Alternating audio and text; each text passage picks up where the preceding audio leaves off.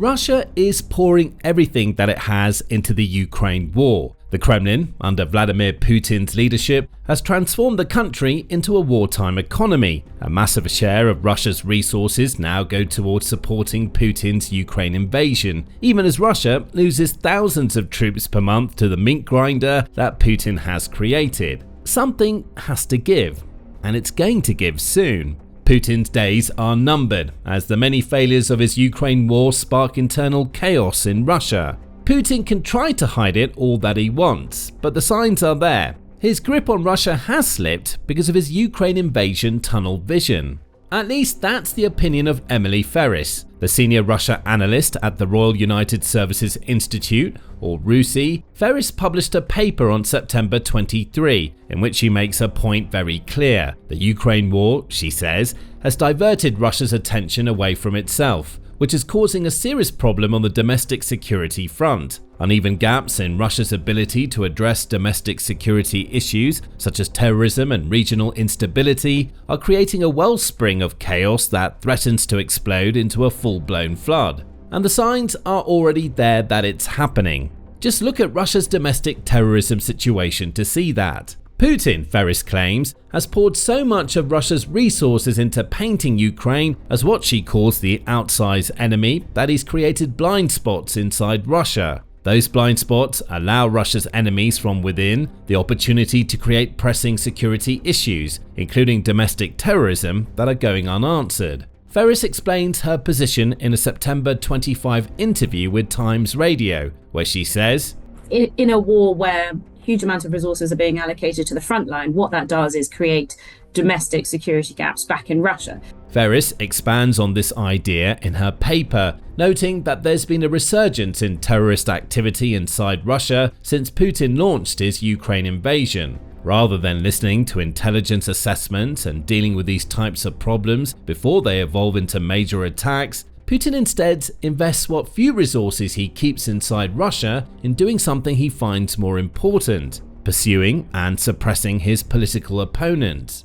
That point will be returned to later in the video, with an examination of another report that highlights this suppression. Returning to Ferris's interview with Times Radio, the RUSI analyst says that a major consequence of the security gaps Putin has allowed to be created is not having the kind of intelligence resources, the manpower, and I suppose even really the political will to investigate and I suppose preempt acts of terrorism. The point about the lack of will is as important as the lack of resources. And there's no more perfect example of this than the Crocus City Hall terrorist attack. On March 22, 2024, Moscow was the victim of one of Russia's worst ever terrorist attacks, mere days after Putin's election to a fifth term as Russia's president, but before his inauguration on May 7. 4 terrorists stormed the Crocus City Hall concert venue in Russia's capital, armed with guns. They started firing. By the end of the bloodbath, at least 149 Russian civilians had died and at least 609 more were injured. In the aftermath of the attack, the Islamic State claimed responsibility. The 4 primary suspects charged were from Tajikistan, though more than 4 people were detained as overall accomplices. Tajikistan is an interesting country. Though independent from Russia since the collapse of the Soviet Union, the BBC says that the nation still depends on Russia for security. Its economy is also closely tied to Russia's, meaning that when Russia is doing poorly, Tajikistan also suffers. The nation is part of the Central Asian territories, in which Russia has great influence, and it's in this influence that the domestic terrorism aspect comes into play. It may be unfair to call Tajikistan a Russian puppet state, but it's a nation that depends heavily on Russia and was at one point part of the Soviet Union. For Ferris, what was so interesting about this terrorist strike was that Russia could have stopped it if it really wanted to. There were multiple opportunities for the security services for the FSB to have anticipated it and even prevented it. And some of these are not even particularly secret. She goes on to point out how the US delivered a warning to Russia on the eve of the attack, as did Iran. I suppose understand Moscow's reticence for ignoring a warning from the Americans claiming that this was politicized, but to ignore a stark warning like that from their own allies, the Iranians, it's rather strange. One can't help but question why Russia did so little to prevent the Crocus City Hall attack, given that it had access to such intelligence. Conspiracy theorists may suggest that Russia ignored these warnings on purpose. By allowing the attack to happen, Russia could maybe attempt to pin the civilian deaths on Ukraine. In fact, that's just what Russia did in the immediate aftermath of the attack. Just days after, the BBC was reporting that leading Russian officials were directly blaming Ukraine and the West for supposedly being involved in the strike. There were even claims that Ukraine may not have carried out the attack directly, but that it was willing to provide safe harbor to the terrorists who had. Ukraine rubbished all of this as lies, the BBC says, and that seems to be precisely what they were. But perhaps these accusations were instead a way for Russia to distract its people away from a far more serious problem. Russia may have fully intended to do something about the Crocus City Hall attack before it happened.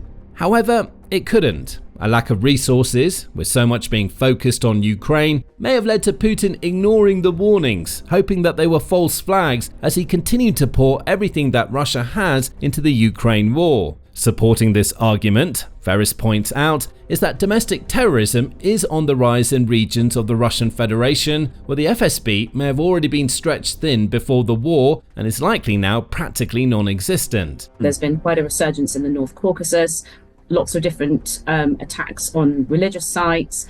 She also notes that there have been reports of prison riots in Russia, some of which seem to be linked to the Russian authorities taking a broad and heavy-handed approach to terrorism that is failing to deal with the problem. This change in Russia is evident in the travel warnings being posted by Western governments. The UK, for instance, warns that terrorists are active in the North Caucasus and that they've carried out multiple attacks in the Dagestan region. Though Russia's security services do carry out operations against these terrorists, the UK government says these operations are usually conducted at short notice. One attack in June 2024, and just a couple of months after the Crocus City Hall attack, saw terrorists kill at least 20 people in churches and synagogues. The Sufan Center notes that this terrorism situation hasn't come out of nowhere.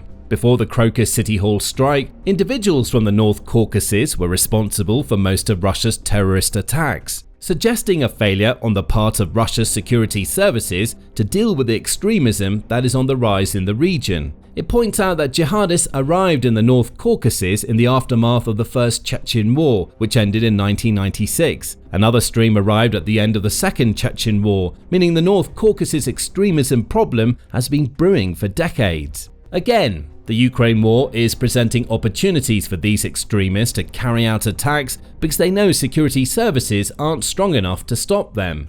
And all of this is linked to Russia's cannon fodder approach to the war in Ukraine. Beyond draining valuable resources in terms of equipment, the sheer number of people Russia is losing in Ukraine has an impact on the country's domestic security situation. Under this strategy, which the national interest called just cruel in a July 2024 article, Putin happily sacrifices soldiers in exchange for territorial gains. Many of the troops Russia's leader sends to the front lines are there for no reason other than to absorb Ukrainian ammunition, thus weakening Ukrainians' defenses for the next wave, and then the next, and the next. The national interest says that this approach to warfare is stretching the very fabric of Russia as a country. And how could it not? According to Ukraine's Ministry of Finance, Putin's approach has cost Russia over 1.108 million of its soldiers as of September 28. Think about what this means from Russia's domestic security standpoint. In terms of direct losses, FSB members have been dying as part of Putin's war. Perhaps the most prominent example comes from July, when Ukraine killed 2 members of a Russian Secret Service cell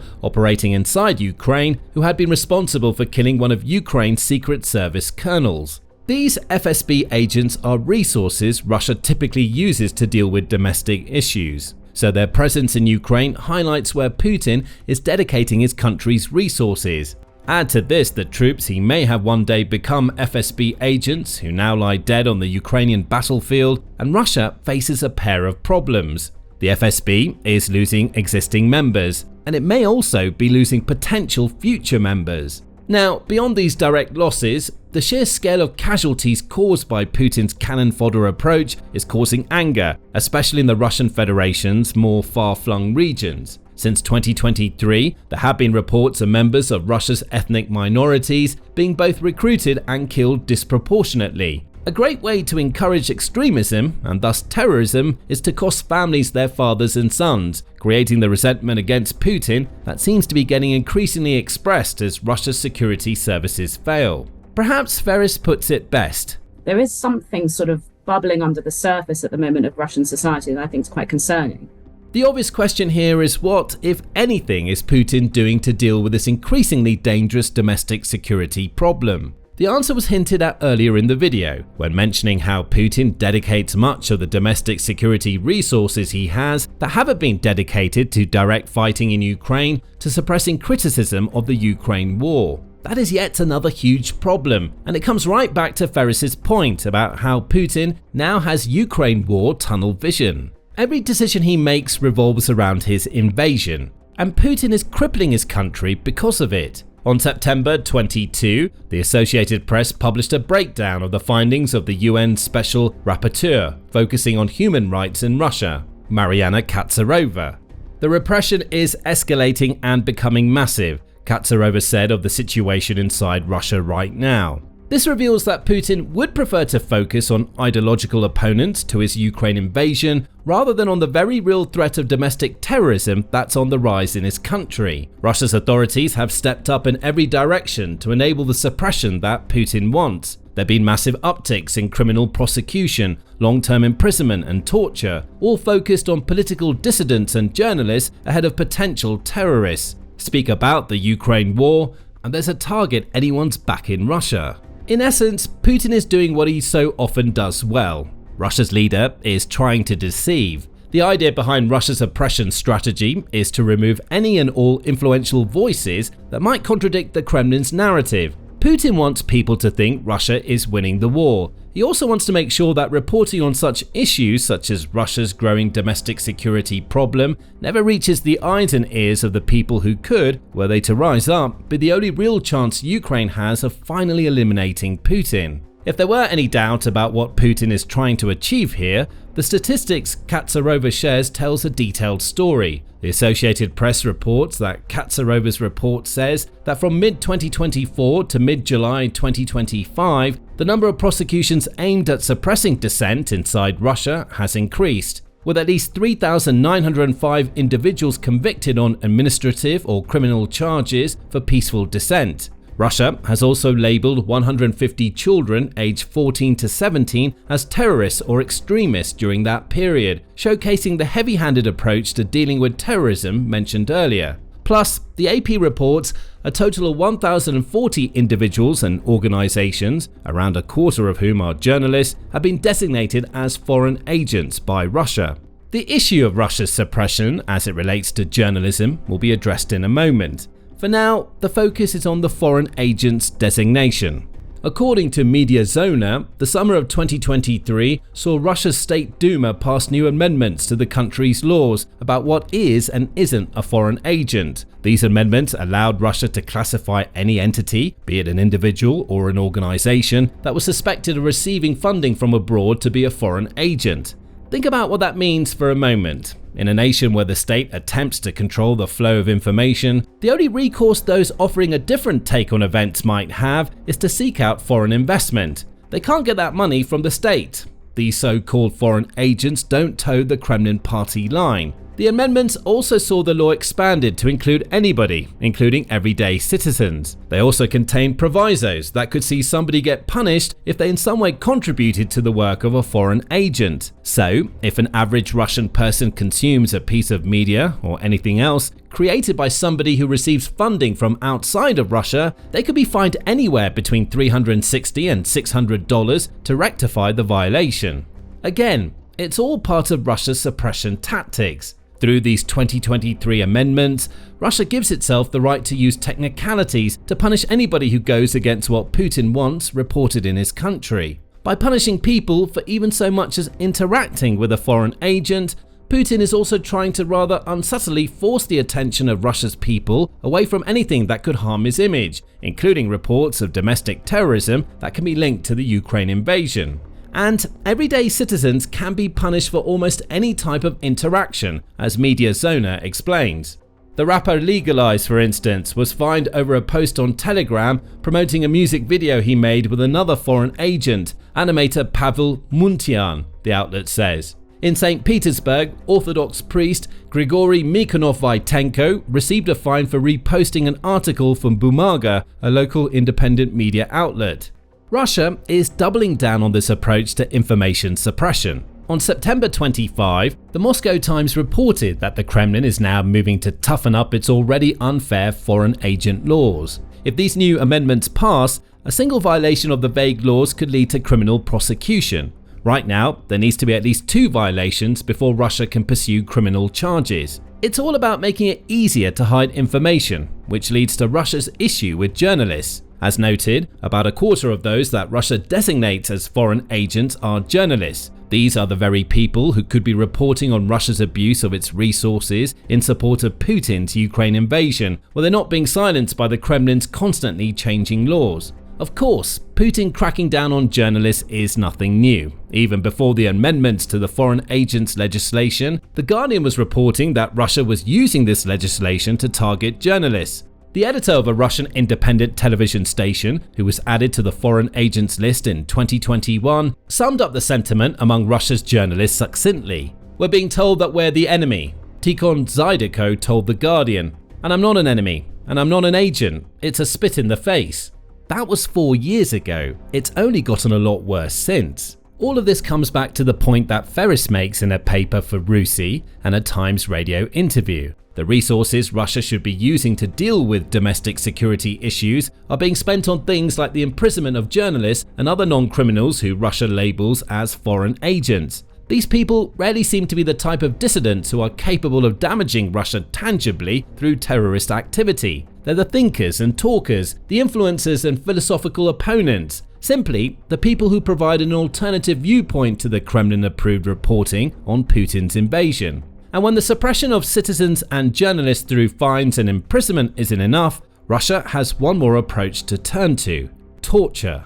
Torture and ill treatment in the Russian Federation remain widespread and systematic, affecting not only Russian citizens but also Ukrainian prisoners of war and civilian detainees, Katsarova says. She reports at least 258 cases of torture carried out by law enforcement and prison staff inside Russia during her sample period. She includes the story of one Ukrainian man who was subjected to electric shocks that almost killed him. Rushed into surgery to save his life, the man awoke to find that his doctor had burned the words "Victory, Glory to Russia" on his stomach.